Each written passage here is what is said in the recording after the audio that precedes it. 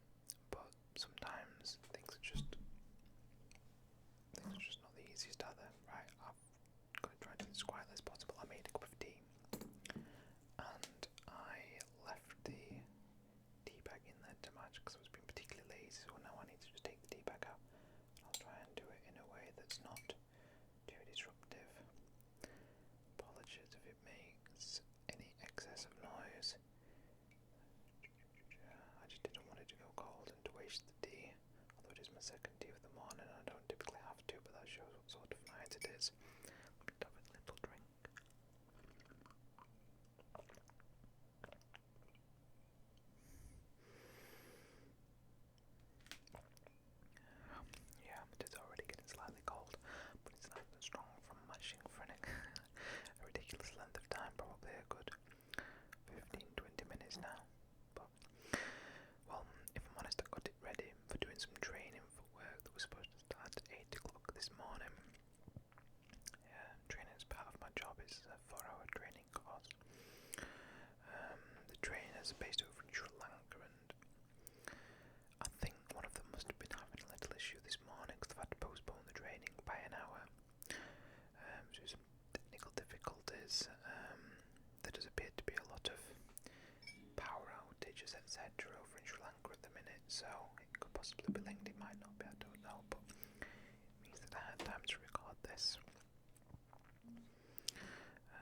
Just as a possibility of oh my god, I am tired.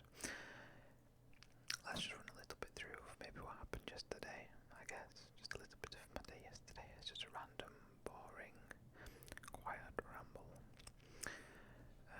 So yeah, I was on training yesterday morning for 4 hours. And then I had some work in the afternoon, which is good because I'm starting my new job in December. I've been doing a lot of training and not a lot of work, so the workload's starting to pick up, and for myself I need to be kept busy with work. I'm definitely best when I am kept busy. I'm happiest when I'm kept busy, and I like stuff to work towards. If I don't have stuff to work towards, I can very easily become complacent, so it's nice that I'm finally getting a little bit of work. I'm feeling a little bit more responsible. Started interacting with the clients, which is all good. Just give me 1 second. Sorry if the camera's just changed location. I'm actually set up as my phone as a webcam because it can record HD quite well, but I was getting some notifications. So I wanted to just double check to see what those were. I guess that's going to potentially be an issue moving forward if I keep using my phone as a webcam, but if I'm honest, nobody really talks to me anyway. But it was just my mum texting asking for pictures of the baby, and she does every day. It's incredibly sweet, and she's a very good grandmother and she loves him, but she needs a daily dose of room, so I'll sort that out after this. Yeah, so yesterday, so training, then a bit of work in the afternoon. I had a little break in the afternoon. I took 10 minutes to, Adele went and had a nap because she was incredibly tired after the night. She had a nap for a good hour while I took Rue downstairs and just popped him in his stroller, in his little pram suit, in his pram, covered up the pram so we couldn't really see out, and then just rocked him back and forth for 10 minutes in the kitchen. And because I hit his sleep window absolutely perfectly, which is between 1.5 to 2 hours after him waking up from his previous nap, oh, the life of a baby, he went straight to sleep within those 10 minutes, and that meant that I was able to take my work laptop and go sit in the kitchen with him. Because we're in a townhouse, the ground floor tends to remain quite cold. I think it's a combination of a lot of external facing walls, an inbuilt garage, and just the heat always rising. Like the rest of the house upstairs, the first and second floor remains quite toasty with the heating on, but the ground floor doesn't. But it's perfect for when you put him in his pram suit because you just don't want him overheating, and he's not as snug as anything, and he sleeps incredibly well. So yes, luckily I was in a position where I was able to do that, look after him while I did a little bit of work downstairs, and then because the training started early, I got a slightly early finish from work. And we've got food in for teas, but last night, sometimes you just get that little bit of you're not sure what it is, but if you have a little think about it, you think, I want something dirty tonight for food. And obviously we've been eating relatively simple food with the allergies that Rue's got, and a lot of homemade, quite healthy foods recently, which is great. But I know that Del's been fancying some chippers, and I fancied a little burger, so there's a relatively new and pretty decent burger takeaway near us. It's quite expensive for a place in Bath,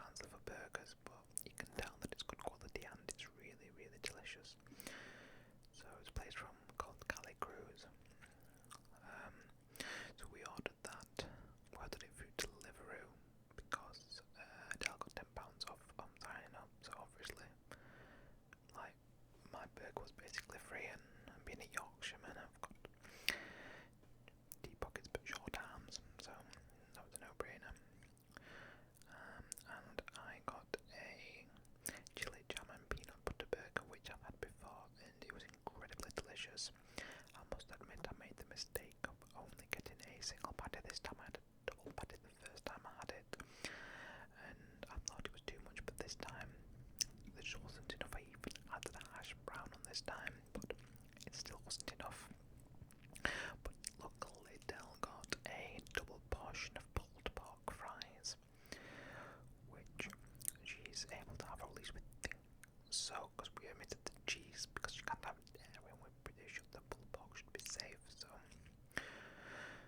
Del had that, and I had a little bit, but there must have been the portion of the fries was slightly smaller than normal, so it didn't really cover both of us as well. Mostly left Del to have that, but that's fine. I don't need to be greedy big every night. I've already had a burger, I don't need to have loads of fries and pulled pork as well, so that's fine. And we've developed a potentially bad habit recently. I don't think it's that bad, more for the bank balance than the actual health-wise is having like little alcohol, say a glass of wine each night each, because with a child you don't really get out very much, you don't socialise as much. I'm working from home, I'm not spending money on petrol, so I think just those small little joys every day make a big difference. I'm just going to have a quick drink of my tea, I'm sorry. Hopefully it'll sound quite nice, I don't know.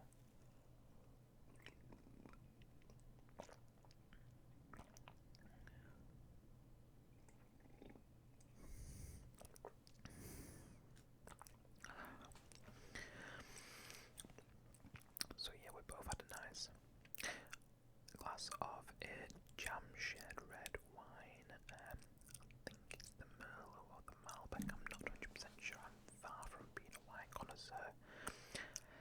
As long as it's red and got a percentage and doesn't taste like vinegar, I'm alright with it, to be honest. But jam shed is a particularly nice one for the money. And also, this is gospel, I promise you. Studies have shown that one glass of red wine, particularly red wine, but I think it could be other alcoholic beverages, but especially red wine, one glass every single day, you are proven to live longer. I think it's quite significant as well, maybe 20% longer.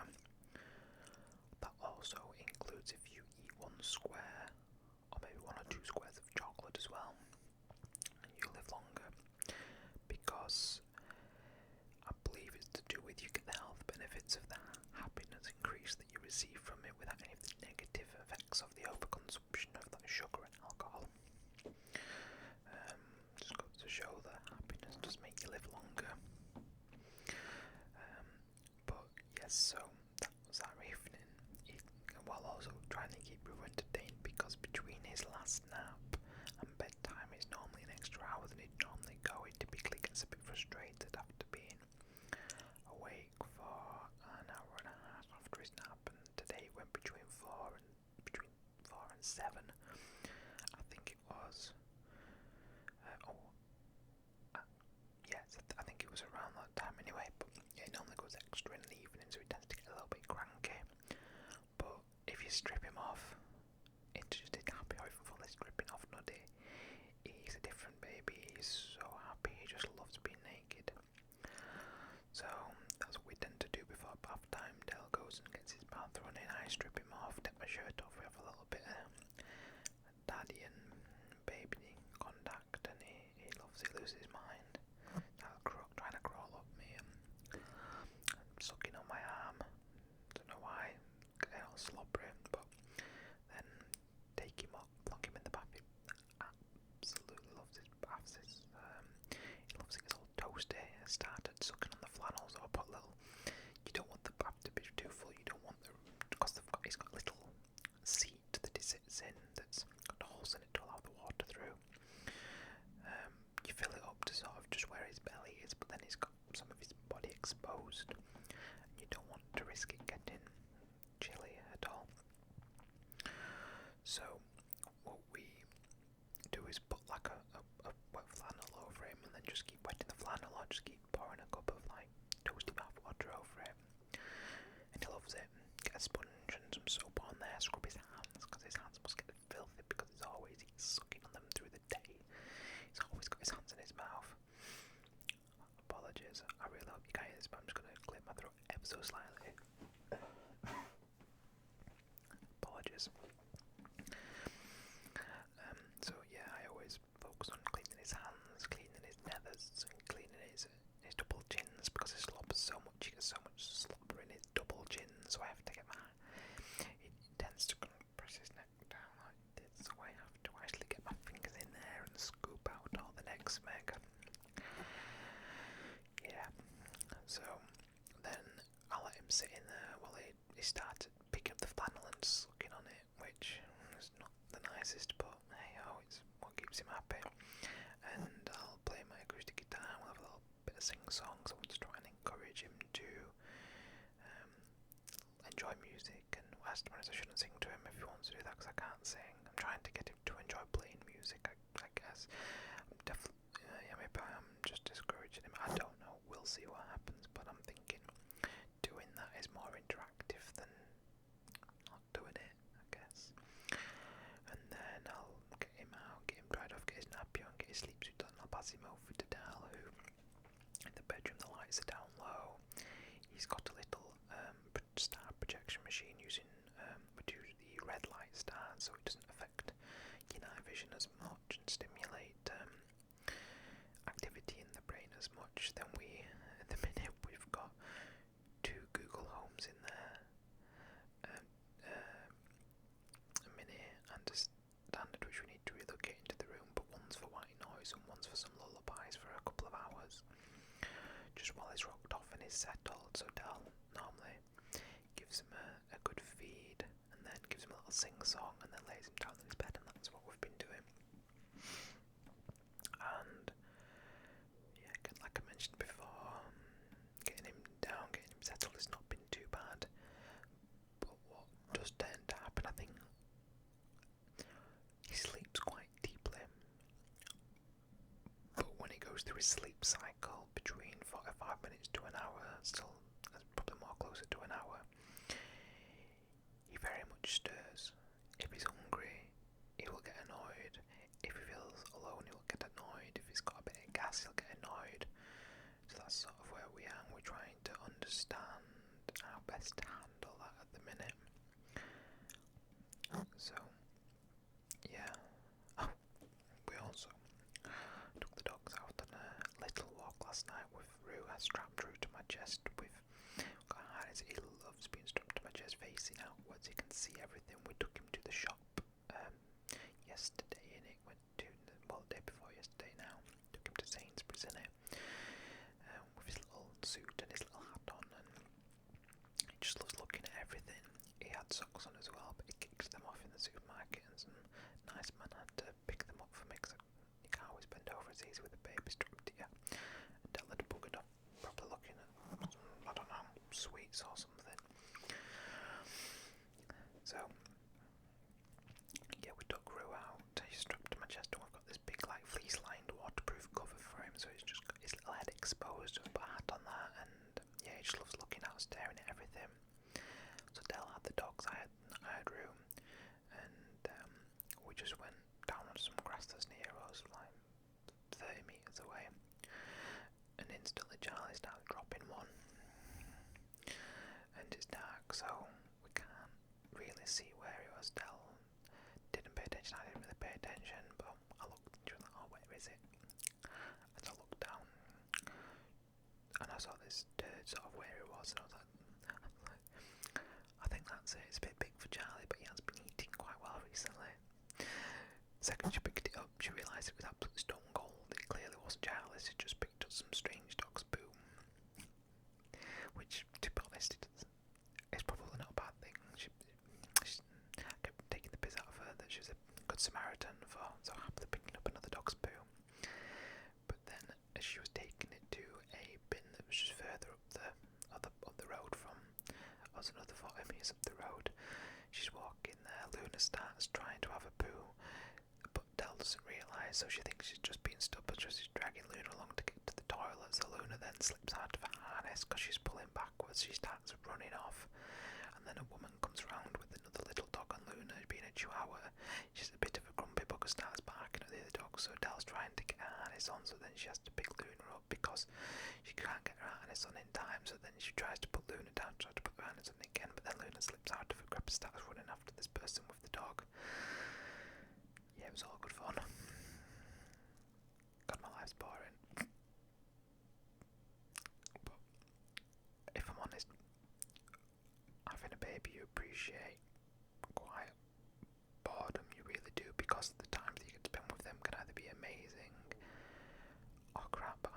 is always exhausting. So a little bit of quite simple happiness is always welcome. So, I know that I've bored you long enough. If you're actively listening, you puzzle. If you're passively listening, then you're probably asleep. So what I'm going to do is I'm just going to finish off my